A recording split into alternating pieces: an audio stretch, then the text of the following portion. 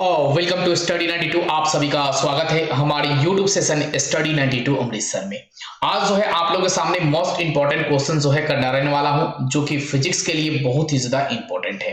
तो आप पूरे अंत तक जो है इस वीडियो को वॉच करिएगा और पूरे अंत तक जो है वीडियो को देखिएगा, क्योंकि यह क्वेश्चन आपके बोर्ड एग्जाम के लिए बहुत ही ज्यादा इंपॉर्टेंट है। तो आज मैं आप लोगों के सामने फिजिक्स के मोस्ट इंपॉर्टेंट क्वेश्चन जो है कराने वाला हूं कि उठो जागो तब तक नहीं रुको, उठो जागो तब तक नहीं रुको जब तक अपना लक्ष्य प्राप्त न कर लेंगे। तो यानी कि अगर आपको लक्ष्य प्राप्त करना है, बोर्ड एग्जाम में टॉप करना है, तो बिल्कुल अंत तक जो है वीडियो को वॉच जरूर कर लीजिएगा, क्योंकि सभी क्वेश्चन जो है आपके बोर्ड एग्जाम के लिए बिल्कुल ही इंपॉर्टेंट है। अगर चैनल पे पहली बार विजिट कर रहे हो तो चैनल को सबसे पहले क्या करो कि सब्सक्राइब करो, साथ में बेल आइकन को जरूर प्रेस करो, क्योंकि हमारी आने वाले पहले नोटिफिकेशन की वीडियोस होगी वो आपके पास पहुंचेगी और आप सबसे पहले मेरी क्लास में शामिल हो जाइएगा। और जितने भी क्वेश्चन आपके बोर्ड एग्जाम में पूछे जाते हैं सभी क्वेश्चन आंसर जो है आपको कराए जाएंगे। तो चलते हैं फिर वीडियो को और वीडियो को स्टार्ट करते हैं। पहला क्वेश्चन जो है आपके सामने रहा 2 मार्क्स में। 2 मार्क्स के लिए पहला क्वेश्चन आपके सामने यह रहा, आप बिल्कुल ध्यान से देखिएगा कि अवतल दर्पण के फोकस को परिभाषित करें। ये 2 मार्क्स में यानी कि 2 नंबर दिया गया है, तो 2 नंबर समझिए या मार्क्स समझिए। 2 मार्क्स में जो है आपके सामने यह क्वेश्चन आ सकता है कि अवतल दर्पण के फोकस को परिभाषित करें। पहला क्वेश्चन कि अवतल दर्पण के फोकस को क्या करें, परिभाषित करें। दूसरा क्वेश्चन आपके सामने यहां दिख रहा है कि एक गोलीय दर्पण की वक्रता त्रिज्या, एक गोलीय दर्पण की वक्रता त्रिज्या 20 सेंटीमीटर है, इसकी फोकस दूरी कितनी होगी। तो आप जानते होंगे कि वक्रता त्रिज्या जो है आपके पास 20 सेंटीमीटर दिया गया है, तो त्रिज्या अगर आपके सामने कितना 20 सेंटीमीटर दिया गया है तो 20/2 यानी कि 10 सेंटीमीटर जो होगा आपका राइट आंसर होगा। तो 2 मार्क्स में जो है इसे फॉर्मूले के अकॉर्डिंग बैठाकर इसे आंसर दे देना है। तीसरा क्वेश्चन है कि प्रकाश के परावर्तन के नियम लिखे। बहुत शानदार क्वेश्चन है, बहुत इंपॉर्टेंट क्वेश्चन है कि प्रकाश के परावर्तन के जो है आपको नियम लिखने होंगे। तो 3 क्वेश्चन जो है आपके सामने आ रहा। चौथा क्वेश्चन देखेंगे 2 मार्क्स में ही कि 4 नंबर क्वेश्चन क्या है कि समतल दर्पण को चेहरा देखने के लिए क्यों प्रयोग किया जाता है। बहुत शानदार क्वेश्चन है, बहुत बेहतरीन क्वेश्चन है कि समतल दर्पण को चेहरा देखने के लिए क्यों प्रयोग किया जाता है। उसके बाद 5वां क्वेश्चन आपके सामने है कि अपसारी, समांतर और अभिसारी किरण पुंज से आप क्या समझते हैं। 5वां क्वेश्चन बहुत शानदार है कि अपसारी, समांतर और अभिसारी किरण पुंज से आप क्या समझते हैं। इस तीनों का क्या करना है, आपको डिफिनेशन लिखना है और साथ में जो है आपको क्या करना है, इसके फिगर भी जो है आपको बना देनी है। तो 2 मार्क्स जो है आपको प्राप्त हो जाएंगे। उसके बाद 6 नंबर क्वेश्चन है कि अवतल दर्पण के उपयोग लिखे। अवतल दर्पण के क्या क्या उपयोग हो सकते हैं, इस उपयोग को जो है आपको क्या करना है, लिखना है और यह सभी उपयोग को आप इसमें डाल दीजिएगा जितना आपने उपयोग को जानते हो। उसके बाद जो है 2 मार्क्स में एक और क्वेश्चन आपके सामने रहेगा 7 नंबर कि वास्तविक और आभासी प्रतिबिंब में अंतर स्पष्ट करें। मैं आप लोगों के सामने 7 क्वेश्चन बताया। 2 मार्क्स के लिए कितने क्वेश्चन बताएं अभी आपको, आप नोट करके चलिएगा। 2 मार्क्स के लिए 7 क्वेश्चन बताएं। तो 7 क्वेश्चन में से लगभग 3 क्वेश्चन या 2 क्वेश्चन जो है आपके बोर्ड एग्जाम में आ सकते हैं। उसके बाद यहां जो है 5 मार्क्स में क्वेश्चन देखेंगे कि 5 नंबर में जो है क्वेश्चन आप देख लीजिए बिल्कुल कि पहला क्वेश्चन कि सिद्ध करें कि अवतल दर्पण बराबर F बराबर R/2, यानी कि बहुत बढ़िया क्वेश्चन है कि सिद्ध करें कि अवतल दर्पण F बराबर R/2। ये क्वेश्चन अच्छा है। उसके बाद दूसरा क्वेश्चन देखेंगे कि अवतल दर्पण, यहां उत्तल दर्पण, अवतल दर्पण, उत्तल दर्पण, समतल दर्पण के दो उपयोग को लिखे।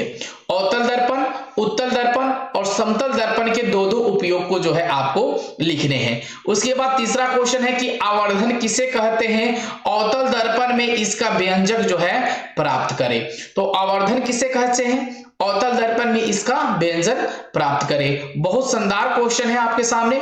और यहां देखेंगे पार्ट 2 से। तो आप कितने क्वेश्चन होंगे उधर 7 क्वेश्चन, इधर 3 क्वेश्चन, यानी कि 10 क्वेश्चन जो है आपको क्या करने हैं, पहले तैयारी करने होंगे। 10 क्वेश्चन बहुत इंपॉर्टेंट है, 10 क्वेश्चन बहुत इंपॉर्टेंट है आपके लिए लेसन 1 से, यानी कि प्रकाश के परावर्तन और अपरिवर्तन से। उसके बाद चलेंगे हम देखेंगे यहाँ प्रकाश के अपरिवर्तन से क्वेश्चन जो है आपके सामने यहाँ रखा गया है 2 मार्क्स के लिए। तो 2 मार्क्स में क्वेश्चन देखेंगे। सबसे पहले प्रकाश के परावर्तन 1 2 हो गया ना, 3। 1 नंबर में देखेंगे कि प्रकाश के अपवर्तन के नियम को लिखे, प्रकाश के अपरिवर्तन के नियम को लिखे। बहुत बढ़िया क्वेश्चन है कि प्रकाश के अपरिवर्तन को नियम को लिखे। उसके बाद दूसरा क्वेश्चन है कि सिनेमा हॉल के पर्दों पर दिखने वाला चित्र वास्तविक होता है या आभासी होता है, वास्तविक होता है या आभासी होता है। और तीसरा क्वेश्चन यह है कि स्नेल के नियम को लिखे। तो 3 क्वेश्चन आपके सामने यहां मौजूद रहा। और उसके बाद जब 3 क्वेश्चन मौजूद हो गए तो चौथा क्वेश्चन क्यों ना बताया जाए भाई, चौथा क्वेश्चन भी आपको बताए जाएंगे। चौथा क्वेश्चन क्या होगा कि उत्तल लेंस को अभिसारी लेंस और अवतल लेंस को अपसारी लेंस जो है क्यों कहते हैं। बहुत बढ़िया क्वेश्चन है कि उत्तल लेंस को अभिसारी लेंस और अवतल लेंस को अपसारी लेंस क्यों कहते हैं। बहुत बढ़िया क्वेश्चन। उसके बाद 5वां क्वेश्चन है कि एक लेंस की क्षमता -4 डाईऑप्टर है तो इसकी फोकस दूरी क्या है और लेंस किस प्रकार की है। बहुत बढ़िया क्वेश्चन है बेटा, इस चीज को याद रखिएगा कि एक लेंस की क्षमता -4 डाईऑप्टर है तो इसकी फोकस दूरी क्या है और लेंस किस प्रकार की है। बहुत शानदार क्वेश्चन है, बहुत बढ़िया क्वेश्चन है। उसके बाद पार्ट 2 से ही क्वेश्चन है आपके सामने कि पानी में रखा हुआ सिक्का ऊपर उठा हुआ प्रतीत क्यों होता है। जब आप पानी में किसी सिक्कों को डालेगा तो ऊपर उठा हुआ प्रतीत क्यों होता है। बहुत शानदार क्वेश्चन है, VVI क्वेश्चन है। उसके बाद चलेंगे दूसरे नंबर क्वेश्चन पे कि पानी में असंत डूबी तथा तिरछी हुई एक छड़ी की सतह मुड़ी हुई क्यों प्रतीत होती है। ये दोनों का आंसर बिल्कुल सेम ही है। इस दोनों क्वेश्चन को आपको याद करने की जरूरत नहीं। एक क्वेश्चन अगर आप याद कर लिए तो दूसरे का आंसर जो है आप आसानी से दे सकते हैं।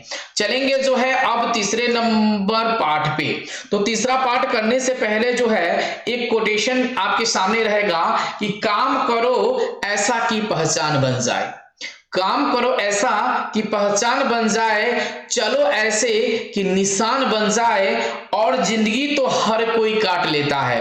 बेटा जिंदगी तो हर कोई काट लेता है, अगर दम हो तो जियो ऐसे की मिसाल बन जाओ, दम हो तो जियो ऐसे की मिसाल बन जाओ। तो यह चीज बिल्कुल आप अपने दिमाग में सेट कर लीजिएगा कि काम करो ऐसे की पहचान बन जाए, चलो ऐसे कि निशान बन जाए, और जिंदगी तो हर कोई काट लेता है, अगर दम है तो जियो ऐसे की मिसाल बन जाओ। तो इस हिसाब से चलना है। तो क्वेश्चन संख्या 1 देखेंगे लेसन 2 से 2 मार्क्स के लिए कि आंख की समंजन क्षमता से आप क्या समझते हैं। आंख के समंजन क्षमता से जो है आप क्या समझते हैं। उसके बाद दूसरा क्वेश्चन है कि सामान्य नेत्र 25 सेंटीमीटर, सामान्य नेत्र 25 सेंटीमीटर से निकट रखी वस्तुओं को स्पष्ट नहीं देख पाते हैं क्यों। यह बहुत इंपॉर्टेंट क्वेश्चन है, VVI क्वेश्चन। इसको मान लीजिए कि सामान्य नेत्र 25 सेंटीमीटर के निकट रखी वस्तुओं को स्पष्ट रूप से क्यों नहीं हम देख पाते हैं।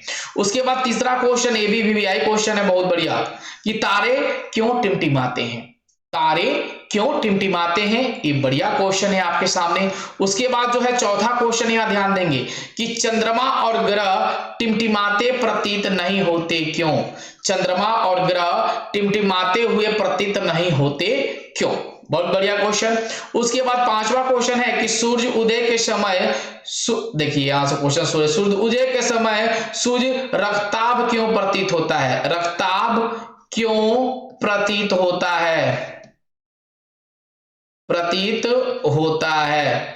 ठीक है, कि सूर्य उदय के समय सूर्य रक्ताभ क्यों प्रतीत होता है। उसके बाद जो है अगला क्वेश्चन ध्यान देंगे कि टिंडल प्रभाव क्या है। टिंडल प्रभाव से जो है आप क्या समझते हैं, इस प्रभाव के 3 उदाहरण दें। ओके। चौथा 8वां नंबर क्वेश्चन है, स्वच्छ आकाश का रंग नीला क्यों प्रतीत होता है? बहुत वीवीआई क्वेश्चन है कि स्वच्छ आकाश का रंग जो है नीला क्यों प्रतीत होता है। उसके बाद 5 नंबर क्वेश्चन में देखेंगे पार्ट 3 से, यानी कि 1 नंबर क्वेश्चन की मानव निकट दृष्टि दोष को दूर करने के लिए किस लेंस का व्यवहार करते हैं? मानव निकट दृष्टि दोष को दूर करने के लिए किस लेंस का जो है हम व्यवहार करते हैं।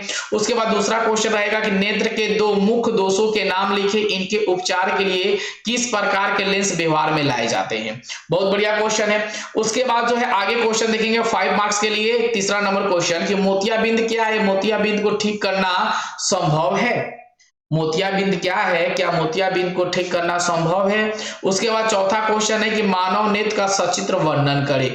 तो मानव नेत्र का सचित्र वर्णन करें, बहुत बढ़िया क्वेश्चन है, बहुत शानदार क्वेश्चन है। इस क्वेश्चन को पूरे अंत तक जो है आप देखिएगा। उसके बाद चलेंगे यहाँ 5वां क्वेश्चन आपके सामने है। 5 निकट दृष्टि दोष की कोई व्यक्ति 12 मीटर से अधिक दूरी पर रखी वस्तुओं को सुस्पष्ट नहीं देख सकता। इस दोष को दूर करने के लिए, प्रयुक्त करने के लिए, ठीक है, प्रयुक्त की गई प्रकृति क्या होनी चाहिए? थोड़ा सा बड़ा क्वेश्चन है लेकिन बहुत शानदार क्वेश्चन है, ठीक है। चलेंगे आगे नेक्स्ट क्वेश्चन में ध्यान देंगे चैप्टर नंबर 4 से, यानी कि विद्युत धारा से। तो एक तो शायरी बनती है ना भाई, एक तो शायरी बनती है कि एक तो छोटा सा शायरी हो जाए कि तेरे गिरने से तेरी हार नहीं होती, तेरे गिरने से तेरी हार नहीं होती, तू आदमी है अवतार नहीं। गिर उठ चल दौड़ फिर भाग चल, गिर उठ चल दौड़ फिर जो है भाग चल, क्योंकि जित समीक्ष है इसका कोई सार नहीं होती, इसका कोई सार नहीं होती। जो मेहनत पे भरोसा करते हैं, जो मेहनत पर भरोसा करते हैं वह किस्मत की बात कभी किया नहीं करते। जो मेहनत पर भरोसा करते हैं वह किस्मत पे की बात जो है नहीं करते हैं। अगर हमें क्वेश्चन याद होगा तो हम एग्जाम में लिखेंगे, भगवान के भरोसे जो है वहां नहीं बैठने वाले हैं। तो भगवान के भरोसे बैठिएगा तो बैठे ही रह जाइएगा, आपको नंबर मिलेगा कहां? तो इसलिए विद्युत धारा से चौथा नंबर पार्ट से पहला क्वेश्चन है कि किसी बल्ब पर 220 वोल्ट 60 वाट लिखा हो तो इसका क्या अर्थ होता है? बहुत बढ़िया क्वेश्चन, इंपॉर्टेंट है, इस क्वेश्चन को बिल्कुल याद रखिएगा कि यदि किसी बल्ब पर 220 वोल्ट 60 वाट लिखा हो तो इसका क्या अर्थ होता है। उसके बाद दूसरा है कि विद्युत धारा द्वारा प्रदत्त ऊर्जा की दर का निर्धारण कैसे किया जाता है? विद्युत धारा द्वारा प्रदत्त ऊर्जा की दर का निर्धारण जो है कैसे किया जाता है। उसके बाद जो है तीसरा क्वेश्चन देखेंगे, किसी परिपथ में कोई प्रतिरोधकों के श्रेणी क्रम जुड़ा कब कहते हैं? तो किसी परिपथ में कोई प्रतिरोधकों को श्रेणी क्रम में जुड़ा जो है हम कब कहते हैं। उसके बाद चौथा क्वेश्चन है कि विद्युत परिपथ में फ्यूज तार क्यों लगाए जाते हैं? बहुत शानदार क्वेश्चन है, वीवीआई क्वेश्चन है कि विद्युत परिपथ में फ्यूज तार जो है क्यों लगाए जाते हैं। पांचवा क्वेश्चन है कि फ्यूज की क्षमता से आप क्या समझते हैं? ये भी बहुत इंपॉर्टेंट क्वेश्चन है। तो ये 2 क्वेश्चन फ्यूज वाला आप बिल्कुल याद करके जाइएगा एग्जाम में। उसके बाद जो है 2 मार्क्स में देखेंगे कि विद्युत फ्यूज तार का सचित्र वर्णन करें। उसके बाद 7वां नंबर क्वेश्चन 1 किलोवाट जूल में व्यक्त करें। बहुत वीवीआई क्वेश्चन है, बहुत इंपॉर्टेंट क्वेश्चन है ये कि 1 किलोवाट को जूल में व्यक्त करें। उसके बाद 8वां क्वेश्चन है कि एमीटर तथा वोल्ट मीटर क्या है, इन्हें किस परिपथ में जोड़ते हैं? बहुत बढ़िया क्वेश्चन है कि एमीटर तथा वोल्ट मीटर क्या है, इन्हें किसी परिपथ में जोड़ते हैं। उसके बाद जो है 5 मार्क्स में क्वेश्चन देखेंगे लेसन 4 से कि पहला क्वेश्चन कि बिजली के बल्ब में फिलामेंट टंगस्टन क्यों बना होता है? बहुत शानदार क्वेश्चन है, बहुत वीवीआई क्वेश्चन है। और दूसरा क्वेश्चन कि 2 वोल्ट के 4 सेलों से बनी एक बैटरी 5 ओम 8 ओम और 10 ओम के प्रतिरोधकों और एक दाब कुंजी के श्रेणी क्रम में जुड़ी है, तो इसका परिपथ आलेख खींचे। बहुत शानदार क्वेश्चन है, आप ऐसे खींच सकते हैं इसका परिपथ आलेख, ठीक है। 5 ओम 8 ओम और यहाँ पे 10 ओम परिपथ बना दीजिएगा और जोड़ दीजिएगा, 5 नंबर पा लीजिएगा। उसके बाद चलेंगे 5 मार्क्स में क्वेश्चन नंबर 3, ओम के नियम क्या है, इसे कैसे सत्यापित किया जाता है? यह क्वेश्चन क्या हुआ है कि 2-3 साल से एग्जाम में आ ही नहीं रहा है। हम लोग गैस पेपर के तौर पे गैस करते हैं इस क्वेश्चन को, लेकिन 2 साल से ये क्वेश्चन आपके एग्जाम में नहीं आ रहा है। तो इस क्वेश्चन को अब की बार विशेष ढंग से जाइएगा, तैयारी करके कहीं आ जाए कि ओम के नियम क्या है, इसे कैसे सत्यापित किया जाता है। लेकिन यह क्वेश्चन आपको जाना है अच्छे से तैयारी करके कि श्रेणी क्रम में संयोजित प्रतिरोधकों एवं समांतरण क्रम में संयोजित प्रतिरोधों के समतुल्य प्रतिरोधों में एक व्यंजन प्राप्त करें। जो क्वेश्चन नहीं जानते होंगे आप जरूर मुझे कमेंट करके बोलिएगा कि सर इसका आंसर भी करा दीजिए, तो आपको आंसर भी जो है करा दिया जाएगा। बिल्कुल घबराने की बात नहीं है। कभी ये मत सोचो कि आप अकेले हो, कभी आप ये मत सोचो कि आप अकेले हो, बल्कि ये सोचो कि आप अकेले ही काफी हो। तो इस चीज को बिल्कुल मान के चलिएगा कि कभी मत सोचिए कि आप अकेले हो, बल्कि ये सोचिए कि आप अकेले नहीं बल्कि अकेले काफी हो। तो पांचवें पार्ट चलेंगे विद्युत धारा का चुंबकीय प्रभाव से। पहला क्वेश्चन 2 मार्क्स में, ऑस्टेट के प्रयोग को चुंबकीय सुई के विचलन की दिशा किन 2 बातों पर निर्भर करती है। उसके बाद 2 नंबर क्वेश्चन है, यहां ध्यान देंगे कि किसी छड़ के चुंबक के चारों ओर एक चुंबकीय क्षेत्र की रेखाएं खींचिए। बहुत बढ़िया क्वेश्चन। उसके बाद तीसरा क्वेश्चन संधार क्वेश्चन, बहुत इंपॉर्टेंट क्वेश्चन, ये भी इंपॉर्टेंट क्वेश्चन और ये भी इंपॉर्टेंट क्वेश्चन। ये तीनों क्वेश्चन इंपॉर्टेंट है कि मैक्सवेल के दक्षिण हस्त नियम को लिखे, चौथा फ्लेमिंग के बाम हस्त के नियम को लिखे, और पांचवा शॉर्ट सर्किट क्या है, इससे क्या हानियां हो सकती है। तीनों क्वेश्चन बहुत इंपॉर्टेंट है शॉर्ट के लिए। उसके बाद जो है आगे फ्यूज क्या है, कहां जाएगा ये छोड़ के, फ्यूज क्या है, ये भी संधार क्वेश्चन है। 5 नंबर में देखेंगे यहाँ पे क्वेश्चन कि विद्युत जनी के सिद्धांत को लिखे, और दूसरा है कि विद्युत मोटर के कार्य विधि एवं सिद्धांत को लिखे, और विद्युत चुंबकीय प्रेरण से आप क्या समझते हैं। इसमें से यह क्वेश्चन मुझे इंपॉर्टेंट थोड़ा दिखता है और दूसरा यह क्वेश्चन इंपॉर्टेंट दिखता है। तो इस दोनों क्वेश्चन को एक बार जो है रीड करके जाइएगा एग्जाम में, ताकि आपके एग्जाम में अच्छा स्कोर कर सके। उसके बाद दृश्य धारा डायनेमो की बनावट एवं कार्य विधि के सिद्धांत को जो है वर्णन आपको करना है। चलेंगे नेक्स्ट चैप्टर यानी कि सौर ऊर्जा से, आखिरी चैप्टर। पहला क्वेश्चन कि जीवाश्म ईंधन के लाभ हानि को लिखें। ओके। दूसरा नाभिकीय ऊर्जा का क्या लाभ है, इंपॉर्टेंट क्वेश्चन।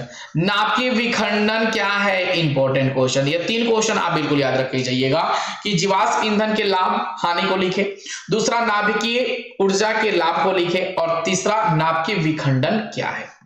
उसके बाद देखेंगे यहाँ चौथा क्वेश्चन कि नाभिकीय संलयन क्या है, और यहाँ 5वां क्वेश्चन देखेंगे कि रॉकेट ईंधन के रूप में हाइड्रोजनीकरण की उपयोग किया जाता है, हाइड्रोजन का उपयोग किया जाता है, क्या आप इसे सीएनजी की तुलना में अधिक स्वच्छ ईंधन मानते हैं अथवा क्यों नहीं। यह क्वेश्चन आपने देखा नहीं होगा, लेकिन यह क्वेश्चन बहुत शानदार है।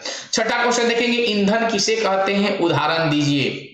ईंधन किसे कहते हैं, आपको उदाहरण देना है। 7वां क्वेश्चन चारकोल ईंधन उत्तम है, परंतु इसका उपयोग कम क्यों होता जा रहा है। 8वां क्वेश्चन बहुत इंपॉर्टेंट क्वेश्चन कि एलपीजी गैस को अच्छा ईंधन क्यों समझा जाता है। ओके। आगे देखेंगे 5 नंबर क्वेश्चन में कि बायोगैस संयंत्र बनावट के कार्य विधि का वर्णन करें, या दूसरा क्वेश्चन तो बहुत शानदार क्वेश्चन है कि सौर सेल महंगे होते हैं, इसका उपयोग कहां किया जाता है। तो आप लोगों के जो है लेसन 6 तक जो है इंपॉर्टेंट क्वेश्चन फिजिक्स का बता दिया गया है। आप 6 क्वेश्चन जो है आप अच्छे से तैयारी करके जाइएगा कि आपकी आज सभी क्वेश्चन को जो है कंप्लीट किया गया। इंतजार करने वाले को बस उतना ही मिलता है, इंतजार करने वाले को बस उतना ही मिलता है जो कोशिश करने वालों को छोड़ देते हैं। तो बिल्कुल जो है आप कोशिश करिए, कोशिश करिएगा तभी सफलता पाइएगा। कोशिश करने वाले की कभी हार नहीं होती, यह बात बहुत ही प्रचलित है कि बिना किए कुछ जैसे कार नहीं होती, कोशिश करने वाले की कभी हार नहीं होती। चींटियां चलती है पहाड़ पे, फिर गिरती है, फिर चलती है और फिर अंततः जाके उस शिखर को प्राप्त कर लेती है। तो उसी प्रकार हम मानव हैं, हम मनुष्य हैं। अगर हम ठान ले किसी चीज को करना तो बिल्कुल जो है संभव है, और उस चीज को हम अच्छे ढंग से, भली भांति ढंग से जो है उसका जो है हम काम अच्छे से कर सकेंगे, और अच्छे से जब करेंगे तभी जो है हमारा रिजल्ट बेस्ट से बेस्ट होगा। तो आप अच्छे से स्टडी करिए, आप अच्छे से तैयारी करिए। मैंने आपको जितने फिजिक्स के क्वेश्चन कराए हैं उस सभी क्वेश्चन सभी इंपॉर्टेंट क्वेश्चंस हैं, और उसके साथ बायोलॉजी के भी जितने भी क्वेश्चन करा दिए हैं वो क्वेश्चन को मान लीजिए। लगभग आपके एग्जाम के लिए फिजिक्स केमिस्ट्री बायोलॉजी मिलाकर मैंने 100 क्वेश्चन रखा है, मात्र 100 क्वेश्चन, और 100 क्वेश्चन में से जो है ना आप 80 नंबर बिल्कुल 4 के आइएगा। तो 80 नंबर यार कम नहीं होता है, बूंद बूंद तालाब भरता है, उसी प्रकार बूंद बूंद जो है आपका एक एक नंबर जोड़ के परसेंटेज बनता है। तो उसी प्रकार जो है आप 100 क्वेश्चन को अच्छे से कर लीजिए, तो आप एग्जाम में बिल्कुल टफ होके आइएगा, यह मेरा वादा है आपसे। तो चलिए, शुभ रात्रि, गुड नाइट, बाय बाय। फिर जो है कल आपसे हम मिलते हैं नए जोश, नई उमंग, नई ऊर्जा के साथ। Thank you so much, bye bye, good night.